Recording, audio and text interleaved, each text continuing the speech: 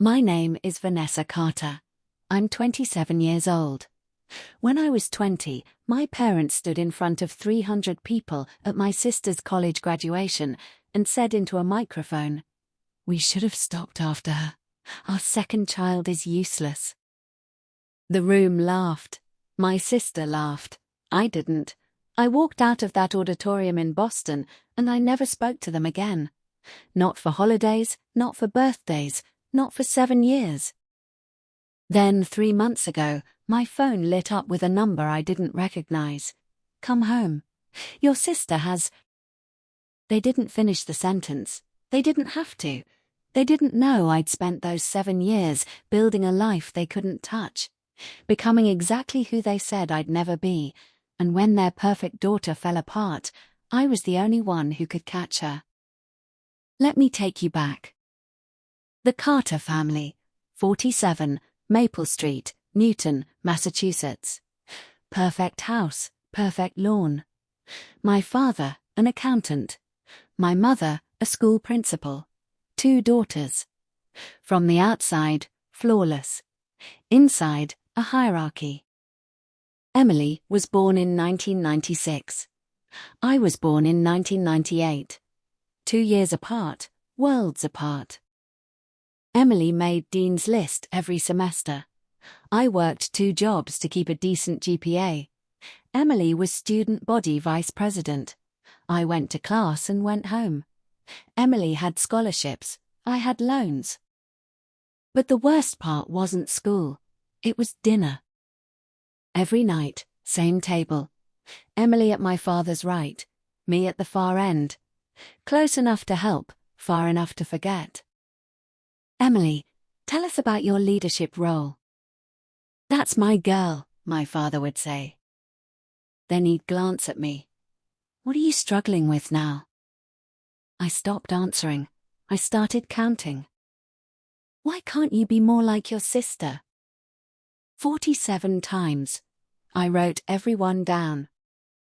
The day scholarship letters came, Emily got $15,000 a year. They celebrated. Dinner, wine, pride. I got accepted too. No scholarship, just debt. "I got in too," I said. "That's nice," my father replied. "Pass the bread." They paid for her college. I paid for mine. Even our rooms told the story. Hers was big, bright, new. Mine was small, worn, forgotten. I learned to take up less space, to expect less, to disappear. Until May 18th, 2018. Emily's graduation. I wore a $32 dress, did my own hair. No one noticed. They had front row seats. I sat 12 rows behind them. The ceremony went on. Speeches, applause.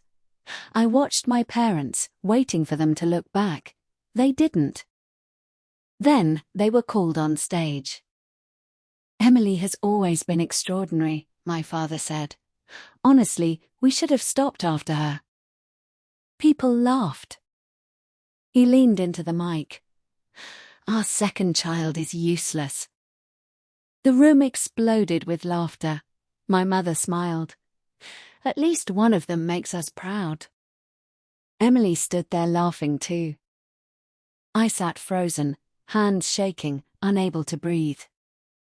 After the ceremony, my mother found me in the parking lot. "You humiliated me," I said. My father laughed. "It was a joke. Lighten up." "You told 300 people I'm useless." "You're being dramatic," my mother said. "This is Emily's day." I looked at Emily. "Say something."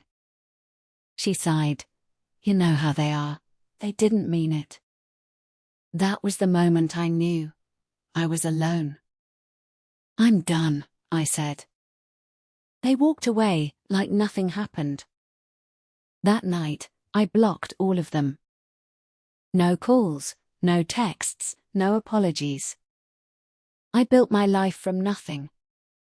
3 jobs, no support, sleepless nights. I paid for college myself, became a resident assistant, graduated during COVID alone in my room.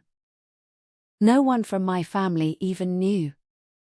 I got a job in medical research, small apartment, therapy, friends, a life.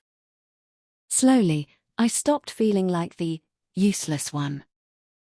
Years passed.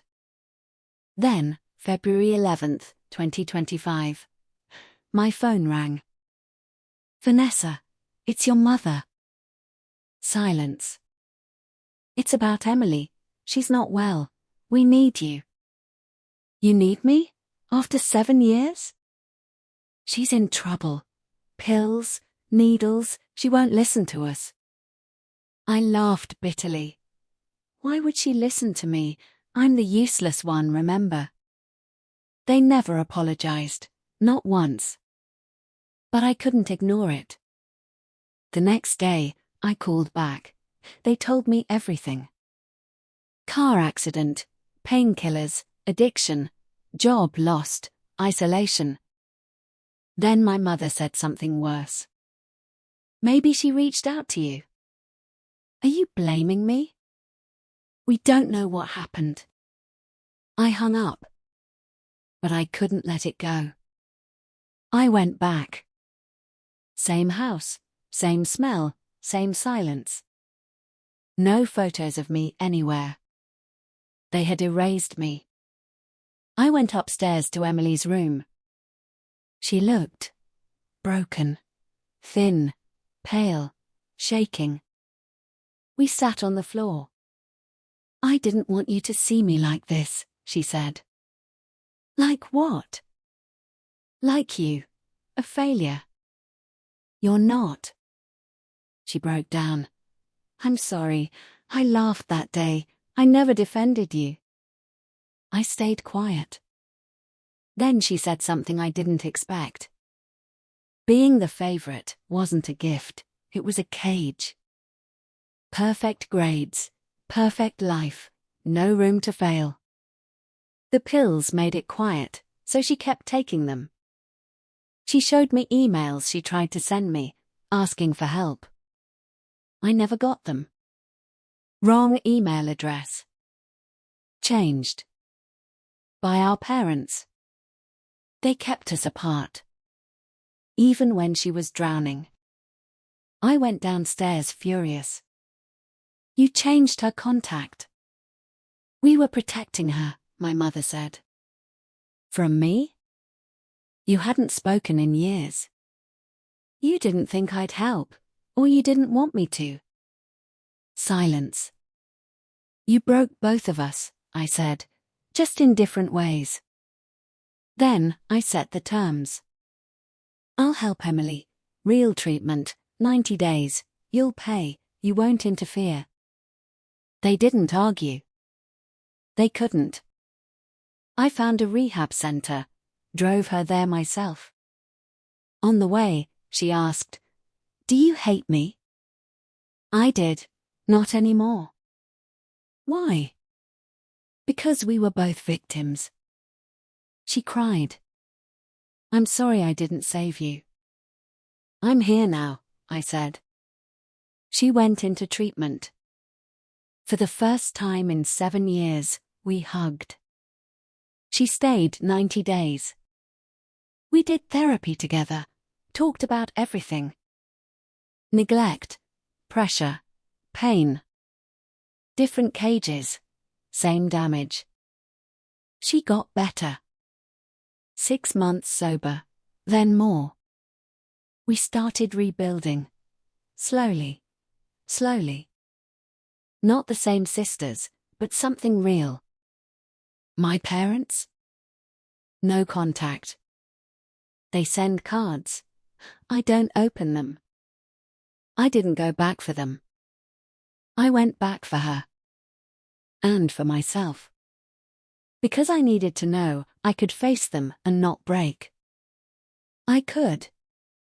Healing doesn't mean reconciliation. Boundaries aren't cruelty, they're survival. My name is Vanessa Carter. I'm 27 years old. And I'm not useless. I never was.